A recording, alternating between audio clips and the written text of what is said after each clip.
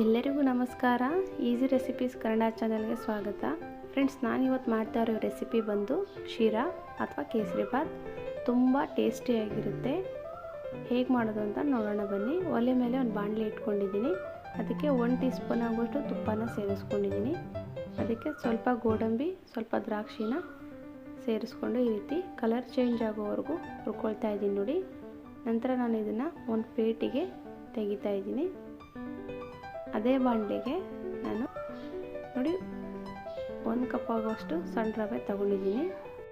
ಸಿಮ್ಮಲ್ಲಿನ ಹುರ್ಕೊಳ್ಬೇಕು.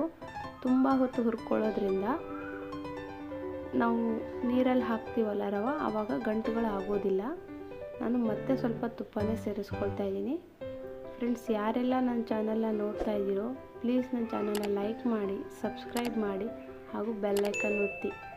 ನಾನು ಅದೇ ಬಾಣಲೆಗೆ 3 ಕಪ್ ಆಗುವಷ್ಟು ನೀರನ್ನು ಸೇರಿಸ್ಕೊಳ್ತಾ ಇದ್ದೀನಿ.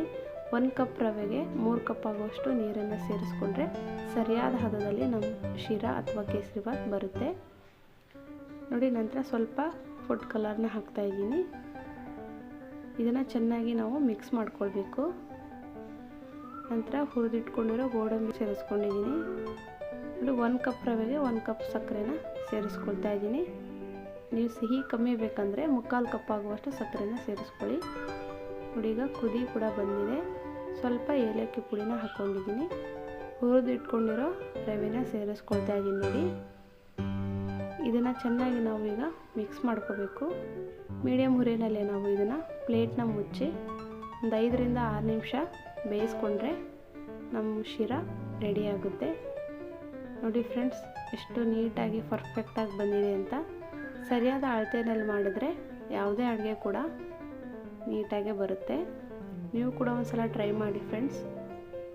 1 ಟೀ ಸ್ಪೂನ್ ಆಗುವಷ್ಟು ಮತ್ತು ತುಪ್ಪನೇ ಸೇರಿಸ್ಕೊಂಡಿದ್ದೀನಿ ನೋಡಿ. ಪರ್ಫೆಕ್ಟಾಗಿರೋ ಶೀರಾ ರೆಡಿಯಾಗಿದೆ ಫ್ರೆಂಡ್ಸ್. ನನ್ನ ರೆಸಿಪೀಸ್ ನಿಮ್ಗೆ ಇಷ್ಟ ಆದರೆ ಪ್ಲೀಸ್ ನನ್ನ ಚಾನಲ್ನ ಲೈಕ್ ಮಾಡಿ, ಸಬ್ಸ್ಕ್ರೈಬ್ ಮಾಡಿ ಹಾಗೂ ಬೆಲ್ ಐಕನ್ ಒತ್ತಿ ಹಾಗೂ ಶೇರ್ ಮಾಡಿ. Thank you.